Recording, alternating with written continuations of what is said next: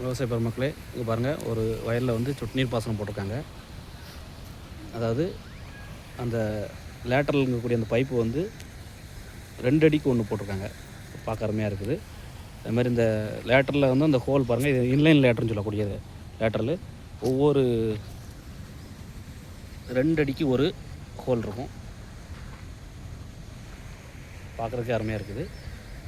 இதில் வந்து தக்காளியும் காலிஃப்ளவரும் போடுறதா விவசாயி சொல்லியிருக்காங்க. இந்த பாருங்கள், இந்த அருமையாக தண்ணி சுட்டு சுட்டா வடிக்குதா. இது 1 மணி நேரத்துக்கு வந்து 4 லிட்டர் இதில் தண்ணி வந்து வரும். பார்க்குறதுக்கு அழகாக இருக்குது.